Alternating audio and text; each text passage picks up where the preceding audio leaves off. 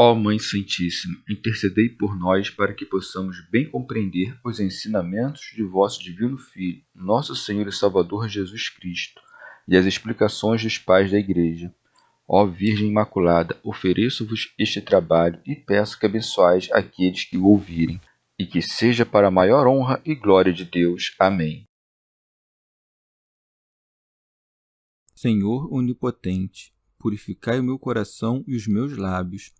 Vós, que purificastes os lábios do profeta Isaías com carvão em brasa, e dignai-vos, por tal modo, purificar-me com a vossa misericórdia, para que possa dignamente anunciar o vosso santo Evangelho. Por Jesus Cristo nosso Senhor. Amém. Senhor, abençoai-me. Que o Senhor resida no meu coração e nos meus lábios, para que anuncie digna e convenientemente o seu Evangelho. Amém. Evangelho de Nosso Senhor Jesus Cristo, segundo São João. Oração de Jesus. Assim falou Jesus, e erguendo os olhos ao céu, disse: Pai, chegou a hora.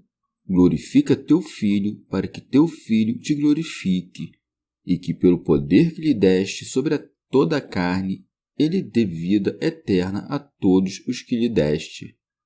Ora, a vida eterna é esta: que eles te conheçam a ti, o único Deus verdadeiro, e aquele que enviaste, Jesus Cristo. Eu te glorifiquei na terra, concluí a obra que me encarregastes de realizar. E agora glorifica-me, Pai, junto de ti, com a glória que eu tinha junto de ti antes que o mundo existisse. Manifestei o teu nome aos homens que do mundo me deste. Eram teus e os deste a mim, e eles guardaram tua palavra. Agora reconheceram que tudo quanto me deste vem de ti, porque as palavras que me deste eu as dei a eles, e eles as acolheram e reconheceram verdadeiramente de que saí de junto de ti, e creram que me enviaste. Por eles eu rogo, não rogo pelo mundo, mas pelos que me deste, porque são teus, e tudo o que é meu é teu, e tudo o que é teu é meu, e neles sou glorificado. Já não estou no mundo, mas eles permanecem no mundo, e eu volto a ti. Comentários dos Pais da Igreja. São João Crisóstomo. O Senhor, como acabaste de dizer, a vez de ter aflições do mundo, passa agora da advertência à oração, instruindo-nos nas tribulações a abandonar tudo e refugiar-nos em Deus. Daí que esteja dito: assim falou Jesus. São Beda. Deve-se entender que ele falou à ceia, enquanto estavam sentados, quando disse: levantai-vos, vamos daqui. Depois de ficar até o final, já de pé, ele começou o hino e, erguendo os olhos ao céu, disse: Pai, chegou a hora, glorifica teu Filho. São João Crisóstomo levantou os olhos ao céu para nos mostrar até onde se estendem as orações, e que, orando, nos voltemos ao céu não só com os olhos da carne, mas também com os olhos da mente. Santo Agostinho. Nosso Senhor, sob a forma de escravo, poderia, se fosse necessário, orar em silêncio, mas escolheu mostrar-se como suplicante ao Pai para lembrar que era nosso mestre e professor. Sendo assim, não apenas o discurso dirigido a eles, mas também a oração encaminhada ao Pai pelo bem deles serve à edificação dos discípulos, bem como a nossa, que a haveríamos de ler escrita. A frase seguinte, Pai, chegou a hora, mostra que todo o tempo, bem como tudo o que nosso Senhor fazia, o momento em que fazia e o que permitia acontecer a si, era disposto por ele, que não está submetido ao tempo. Não devemos crer que essa hora lhe tenha chegado por pressão dos fados, mas sim por ordem de Deus. Longe de nós, afinal, pensar que os astros tenham forçado a morrer o Criador dos astros. Santo Hilário. Não diz Nosso Senhor que veio o dia, o tempo, mas sim que veio a hora. na hora está parte do dia. E que hora era aquela? A hora de ser cuspido, flagelado e crucificado, e em que o Pai glorifica o Filho. O sol se apagou no curso da sua obra, e junto com ele os demais elementos do mundo sentiram chegar também a própria morte. Sob o peso do Senhor suspenso na cruz, a terra tremeu, e atestou que não se apoderaria desse que estava para morrer. Proclama o centurião: na verdade, este era filho de Deus. O prenúncio é alcançado por seu cumprimento. O Senhor dissera: glorifica o teu filho, com o que atesta que é filho de Deus, não só em nome, mas também no sentido próprio de teu. Muitos dentre nós são filhos de Deus, mas não é neste sentido que Jesus é filho. Nosso Senhor, afinal, é filho próprio e verdadeiro de sangue, e não de adoção, de verdade, e não de título, de nascença, e não de eleição. Por isso, depois da glorificação dele, a verdade seguiu-se o reconhecimento. O centurião o reconhece como verdadeiro filho de Deus, para que nenhum dos crentes hesitasse em algo que um dos próprios perseguidores não negava. Santo Agostinho. Mas, se será glorificado pela paixão, quanto mais não glorificará a ressurreição? Afinal, a paixão enaltece mais a humildade do que a glória. Portanto, quando diz: Pai, chegou a hora, glorifica teu filho, devemos entender suas palavras neste sentido. Pai, chegou a hora de semear a humildade, não atrases o fruto da glória. Santo Hilário. Pode ser que alguém, vendo como o filho aguardava para ser glorificado, tome isto por prova de fraqueza dele e de superioridade daquele que o glorificará. E quem não atribuirá maior poder ao Pai se o próprio Filho diz: o Pai é maior do que eu?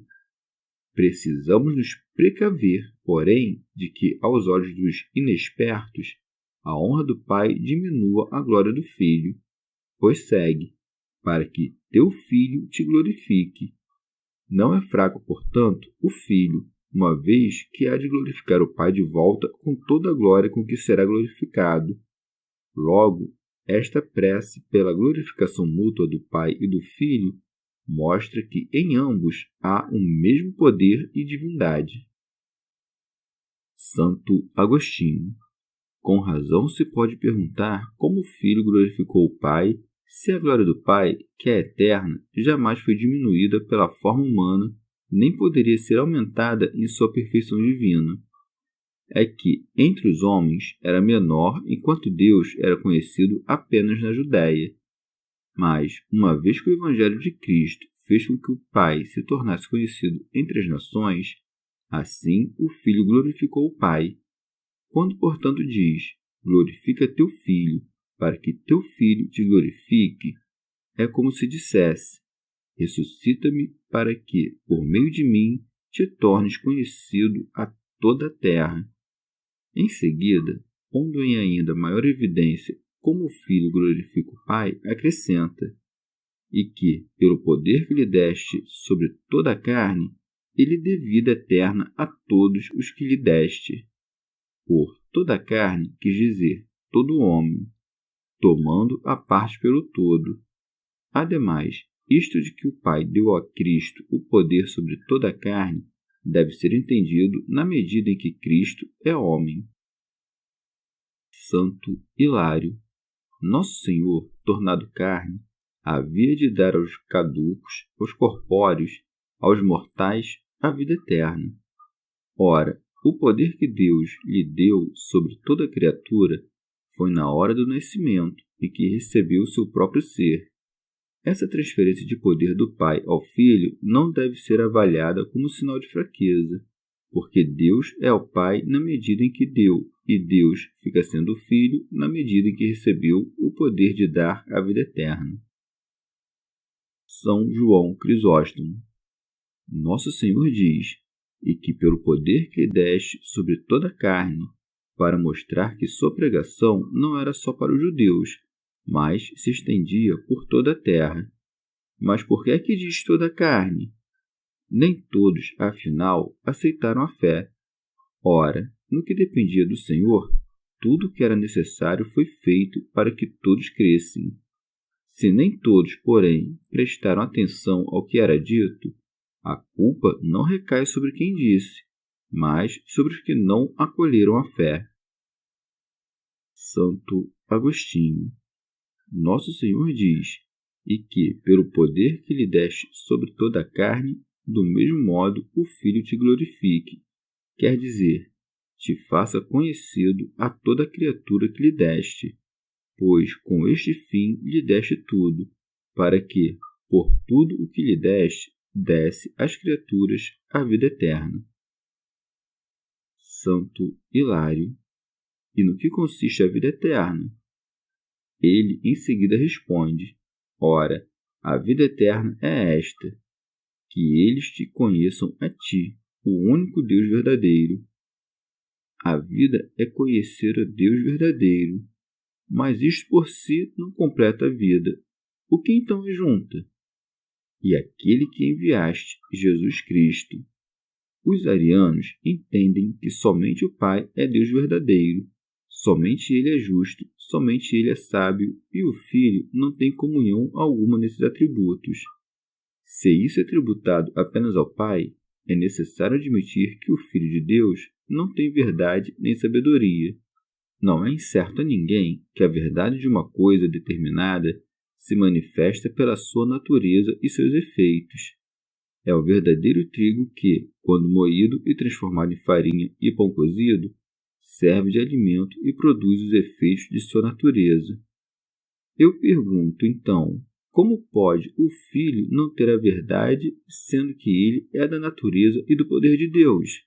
Ele fez, em virtude de sua natureza e de seu poder, coisas que nunca haviam sido feitas e que existiam por vontade dele, e talvez porque disse: a ti, como o único Deus, separa de Deus sua comunhão e unidade? Se separa, mas não conforme segue, a ti, o único Deus verdadeiro, e ainda completa, e aquele que enviaste, Jesus Cristo. A fé da Igreja é fundada na confissão de Cristo verdadeiro Deus e na confissão do Pai, o único Deus verdadeiro. E o nascimento do Deus unigênito não rebaixa pela sua natureza nem muda a natureza divina. Santo Agostinho. Devemos averiguar se, com esta frase dirigida ao Pai, que eles te conheçam a ti, o único Deus verdadeiro, nosso Senhor quer insinuar que só o Pai é Deus verdadeiro e nos afasta da crença de que Deus não é senão a reunião das três pessoas, o Pai, o Filho e o Espírito Santo. Graças ao testemunho do Senhor, portanto, hoje declaramos que o Pai por si só é Deus verdadeiro, que o Filho por si só é Deus verdadeiro e que o Espírito Santo por si só é Deus verdadeiro, e que o Pai, o Filho e o Espírito Santo juntos, isto é, a Trindade toda reunida, não são três deuses verdadeiros, mas um só verdadeiro Deus. Ou ainda, a ordem correta das palavras é: para que conheçam a ti e a Jesus Cristo, que enviaste como único Deus verdadeiro. E subentenda-se, por consequência também, o Espírito Santo, porque é o Espírito do Pai e do Filho, a caridade consubstancial dos dois. E é assim que teu Filho te glorifica, tornando-te conhecido a todos que lhe deste. Além disso, se a vida eterna consiste em conhecer o Filho e o Pai, tanto mais avançamos para a vida eterna, quanto mais avançamos neste conhecimento. Ora, não morreremos na vida eterna. Lá, portanto, o conhecimento de Deus será perfeito, como não haverá morte nenhuma, e chegará ao máximo esplendor a glorificação de Deus, porque chegará ao máximo esplendor a glória. Os antigos definem a glória como a fama dilatada e contínua de alguém acompanhada de louvor. Mas, se o homem é louvado apenas de se ouvir sua fama, quanto mais não será louvado Deus quando for visto. Por isso está escrito: bem-aventurados, Senhor, os que moraram na tua casa. Pelos séculos dos séculos te louvarão. Ali não terá fim a louvação de Deus, pois ali será pleno o conhecimento de Deus e logo sua glorificação. O que disse a seu escravo Moisés: Eu sou o que sou, isto é, o que contemplaremos quando vivermos a vida eterna. Quando nossa fé, comprovada pela visão, se tornará verdade, então a eternidade transformará e tomará conta da nossa mortalidade. Mas primeiro é Deus quem foi glorificado, aqui quando, anunciado, foi dado a conhecer aos homens e pregado pela fé aos crentes. Por isso é que diz: Eu te glorifiquei na terra. Santo Hilário. Este câmbio de glorificações não é para o proveito da divindade, mas para a honra que lhe resultava do conhecimento dos que antes a desconheciam. São João Crisóstomo. E por isso é com acerto que diz: sobre a terra, no céu, afinal, já fora o Pai glorificado, tanto pela glória que possui de natureza, quanto pela adoração dos anjos. Não fala, pois, daquela glória que é própria de sua substância, mas daquela que pertence ao culto dos homens, daí que é crescente. Concluí a obra que me encarregaste de realizar. Santo Agostinho. Não diz a obra que mandaste, mas a obra que deste, palavras que manifestam e evidenciam a graça. O que afinal possui a natureza humana que não tem recebido mesmo a do unigênito? Por outro lado, como podia ter acabado a obra que recebeu para fazer se ainda restava sofrer a paixão? É que nosso Senhor trata por já acabado aquilo que ele tinha certeza de que acabaria. São João Crisóstomo. Ou ainda, diz acabei no sentido de terminei a minha parte. Ou talvez assim fale porque, uma vez feita a maior parte de um trabalho, pode-se dizer que tudo já está pronto. Com efeito, a raiz de todos os bens já fora enterrada, e era questão de tempo vir o fruto, para não falar que Nosso Senhor já estava de certa forma presente e unido a todas as coisas que se seguiriam. Santo Hilário.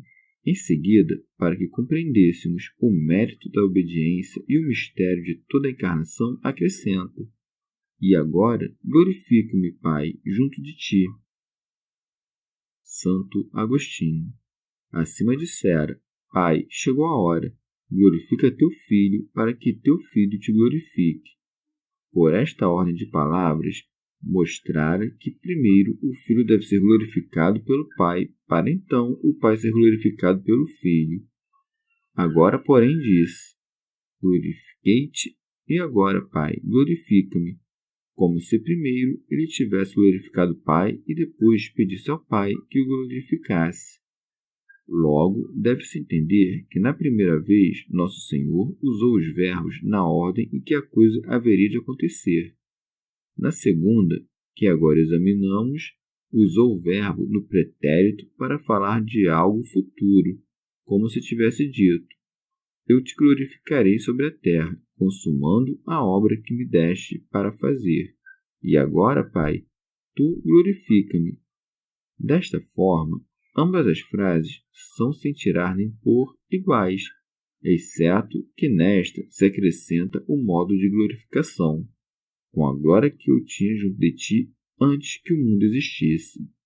Este acréscimo foi interpretado por alguns como se a natureza humana, assumida pelo Verbo, se convertesse em Verbo e o homem se transformasse em Deus, ou pelo contrário, refletindo mais atentamente, perecesse em Deus. Ninguém dirá, afinal, que desta transformação em homem-Deus foi duplicado ou aumentado, mas quem quer que negue que o Filho de Deus foi predestinado, negará que ele seja também filho do homem.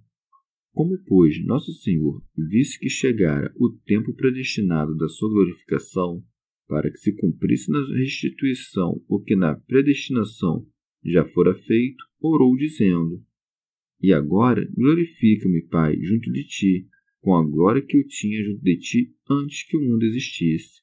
Isto é, aquela glória que possui junto de ti na tua predestinação é a hora que eu possua também viver na tua direita. Santo Hilário. Ou ainda, orava para que aquela parte sua que pertencia ao tempo recebesse a glória que está acima de todo o tempo, a fim de que a corrupção da carne fosse transformada e absorvida na virtude de Deus e na incorruptibilidade do Espírito. São João Crisóstomo, depois de dizer acabei a obra, esclarece em que consistia a obra e manifestar o nome de Deus. Por isso está dito: manifestei o teu nome aos homens que do mundo me deste. Santo Agostinho. Se referia apenas aos discípulos com que ceava, a passagem presente não tem a ver com aquela glorificação de que falou antes, pela qual o Filho glorifica o Pai, pois ser conhecido a 12 ou 11 mortais, será isso motivo de tanta glória? Se, porém, quando diz manifestei o teu nome aos homens que do mundo me deste, quis dar a entender todos que nele haviam de crer, nesse caso não há dúvidas de que esta é a glorificação pela qual o Filho glorifica o Pai. Além disso, ao dizer manifestei teu nome, usa a mesma figura que em glorifiquei-te, pondo numa como na outra o pretérito no lugar do futuro. Mas o que segue mostra com mais probabilidade que falava dos que já eram discípulos, não de todos que viriam a crer. Logo, desde a abertura da sua oração, o Senhor quis dar a entender todos a quem daria a conhecer o Pai e assim o glorificaria. Tendo afinal acabado de dizer, para que teu Filho te glorifique, em seguida mostrou como isso seria. Manifestei o teu nome aos homens que do mundo me deste. Não conheciam, então, o nome de Deus, sendo de Deus e estando na terra, da qual se disse, Deus é conhecido na Judéia, grande é o seu nome em Israel? Deve-se entender, portanto, neste sentido. Manifestei o teu nome a estes homens, que me deste do meio do mundo, e que me ouvem dizer estas coisas, mas não o nome com que te chamas Deus, e sim o nome por que te chamas meu Pai. Nome este que não pode ser manifestado sem manifestação do próprio Filho, pois não havia povo, mesmo antes de crer em Cristo, que não conhecesse de algum modo o nome de Deus enquanto Deus de toda a criação. Logo, como Criador do mundo, Deus era conhecido a todos os povos, mesmo antes de serem impregnados da fé de Cristo, como o único Deus digno de ser cultuado à exclusão de todos os demais, era conhecido na Judéia. Como Pai de Cristo, por meio de quem tira o pecado do mundo, este nome, até ali oculto, então se manifestou àqueles que o próprio Pai lhe deu do meio do mundo. E como manifestou, se ainda não viera a hora de que falou acima? Mas vem o tempo em que não vos falarei já por parábolas. Disto devemos inferir que pôs o tempo pretérito no lugar do futuro. São João Crisóstomo. Ou ainda, manifestara já aos homens com palavras e feitos, que Deus Pai tem por Filho o próprio Cristo. Santo Agostinho. Estas palavras de Cristo, que do mundo me deste, referem-se àqueles que não eram do meio do mundo. Honra essa, porém, que receberam do seu renascimento, e não do nascimento. E o que significa o que segue? Eram teus e os destes a mim. Porventura, o Pai já possuiu algo que não tenha comunicado com o Filho? Longe de nós pensar assim. No entanto, o Filho de Deus já possuiu algo que, como Filho do homem, não possuía ainda quando ainda não tinha se tornado homem no seio da mãe. Assim, ao dizer, eram teus, o Filho de Deus não se declarou separado do Pai, mas só lhe atribuir todo o seu poder àquele de quem tira esse poder. Já ao dizer, os deste a mim, mostra que foi como homem que recebeu esse poder de possuí-los. Ele próprio também os deu a si, isto é, Cristo Deus, junto do Pai, os deu a Cristo homem, porque este não está junto do Pai. Ora, Disse isso para mostrar a concórdia que tem com o Pai e que agrada ao Pai que creiam no Filho. Daí que siga. E eles guardaram tua palavra. São Beda. Quando menciona a palavra do Pai, refere-se a si mesmo, porque é por meio dele que o Pai criou todas as coisas e contém em si todas as palavras.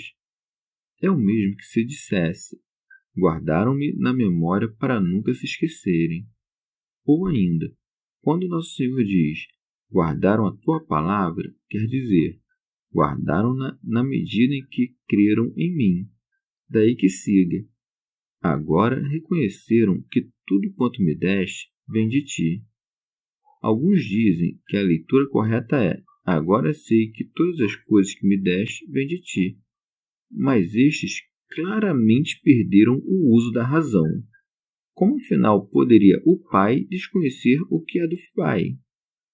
A asserção, pelo contrário, se aplica aos discípulos e equivale a dizer: ficaram sabendo que nada há em mim estranho a ti, e que tudo o que lhes ensino vem de ti. Santo Agostinho. O Pai deu-lhe todas as coisas na mesma hora em que o gerou o possuidor de todas as coisas.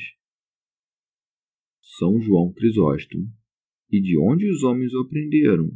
Das minhas palavras, com que lhes ensinava que saí de ti.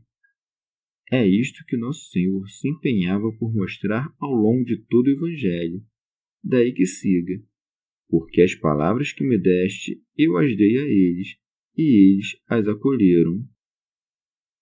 Santo Agostinho. Isto é, entenderam-nas e as retiveram. A palavra é recebida quando é compreendida na mente. Daí que siga: e reconheceram verdadeiramente de que saí de junto de ti. E para que ninguém pensasse que este já era o conhecimento pela visão e não o pela fé, faz o acréscimo. E creram, isto é, creram verdadeiramente que me enviaste. Creram, portanto, verdadeiramente o mesmo que conheceram verdadeiramente. Afinal, a expressão eu saí de ti significa o mesmo que a expressão me enviaste. Já quando diz creram, subentendamos verdadeiramente. Aqui não se deve dar ao verbo o mesmo sentido que teve pouco antes. Credes agora? Mas creram verdadeiramente, isto é, do jeito certo de crer, sem se abalar, com firmeza, com consistência, sem nunca mais voltar às suas coisas e abandonar Cristo. Os discípulos não eram ainda tais como o Senhor os retratara com o tempo passado, pois o Senhor aqui pronuncia como se já fossem o que haveriam de ser uma vez recebido o Espírito Santo. Por outro lado, como o Pai deu aquelas palavras ao Filho? Esta questão parece mais fácil de solucionar se entendemos que Nosso Senhor as recebeu do Pai enquanto Filho do homem. Se, porém, supomos que recebeu essas palavras do Pai como gerado pelo Pai, não se deve pensar em termos de tempo, como se, num tempo anterior, não as tivesse possuído, porque tudo que Deus Pai tenha dado a Deus Filho, deu-lhe ao gerá-lo. São João Crisóstomo. Como os discípulos, apesar de todas as consolações que ouviam do Senhor, ainda não estivessem convencidos, usava o recurso de falar ao Pai, mostrando-lhes quanto amor tinha por eles. Daí que siga: por eles eu rogo, como se dissesse: não apenas lhes ofereço tudo o que tenho e posso, como ainda rogo a um terceiro pelo bem deles, assim demonstrando como seu amor é maior. Santo Agostinho.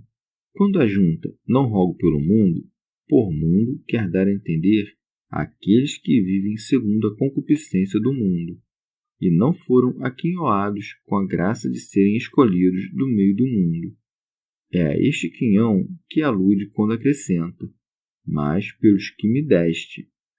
Com efeito, uma vez que o Pai os deu a ele, disso resultou já não pertencerem ao mundo, pelo qual nosso Senhor não roga. Ademais, que o Pai os tenha dado ao Filho, nem por isso perdeu aqueles que deu. Daí que acrescente: porque são teus. São João Crisóstomo.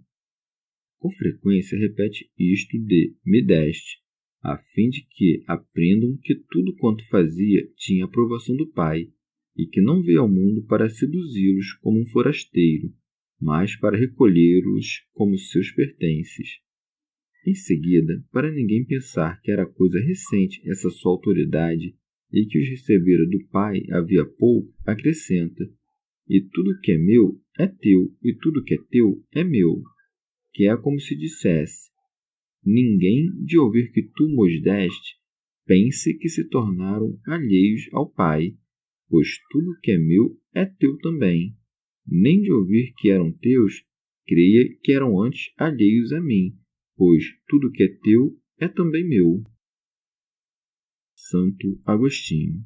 Aqui fica bastante evidente que tudo que é do Pai é do Filho unigênito, pelo motivo de que também ele é Deus, e nascido como é do Pai, igual em grandeza ao Pai, não no sentido em que é dito ao filho mais velho na parábola do filho pródigo, e tudo que é meu é teu, pois nessas palavras estão abarcadas todas as criaturas abaixo da criatura santa e racional. Já as palavras do presente texto, e tudo que é meu é teu, e tudo que é teu é meu, incluem também a própria criatura racional, que não se submete senão a Deus. Portanto, sendo isto do Pai, não seria também do Filho se o Filho não fosse da mesma estatura que o Pai. Seria uma impiedade dizer que os santos, a quem aludiu com essas palavras, pertencem a alguém que não aquele por quem foram criados e santificados.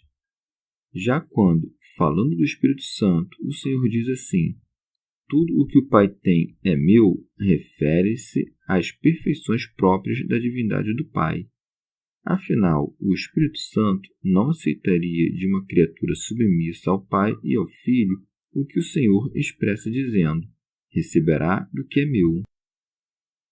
São João Crisóstomo. Em seguida, Nosso Senhor dá demonstração de tudo o que acabara de dizer. E neles sou glorificado. Poderia continuar assim. Isto é prova mais do que evidente do meu poder sobre eles, já que me glorificam, crendo em ti e em mim. Ninguém, afinal, é glorificado em homens sobre os quais não tenha poder. Santo Agostinho. Ao declará-la já cumprida, Nosso Senhor mostra como a sua glorificação estava predestinada e quis dar como certo e incontestável que aconteceria. Mas resta ainda investigar se se trata da mesma glorificação de que dissera: e agora, Pai, glorifica-me junto de ti mesmo. Se afinal é para Cristo ser glorificado junto do Pai, como será nos discípulos? Será que é porque essa glória se fará conhecida a eles e, por meio deles, a todos que acreditarem neles como testemunhas de Cristo? Com efeito, o Senhor acrescenta: já não estou no mundo, mas eles permanecem no mundo. São João Crisóstomo. Isto é, mesmo que eu não esteja presente segundo a carne, sou glorificado pelos que dão a vida em meu nome, como em nome do Pai, e que pregam a mim como pregam o Pai. Santo Agostinho. Mas se levares em conta a hora em que falava, tanto Nosso Senhor quanto os discípulos ainda estavam no mundo. Não podemos entender essas palavras, já não estou no mundo, como referentes ao progresso nem do coração nem da vida. Pois admite-se por acaso que Nosso Senhor tenha em algum momento pertencido ao mundo? Resta, portanto, que não estivesse mais no mundo por presença corpórea como estivera até aí. Ou não dizemos no dia a dia: já não está aqui em referência a alguém prestes a partir e, sobretudo, prestes a morrer? Daí que, para explicar por que o disse, acrescentou: e eu volto a ti. Encomenda, portanto, ao Pai aqueles que há de abandonar pela ausência corpórea, dizendo: Pai Santo, guarda em teu nome aqueles que me deste. Como homem, roga a Deus por seus discípulos, que de Deus recebeu. Chegamos ao fim de mais um dia de comentários da Catena Áurea. Muito obrigado por ficarem até aqui. Que Nossa Senhora derrame suas graças sobre nós e até amanhã.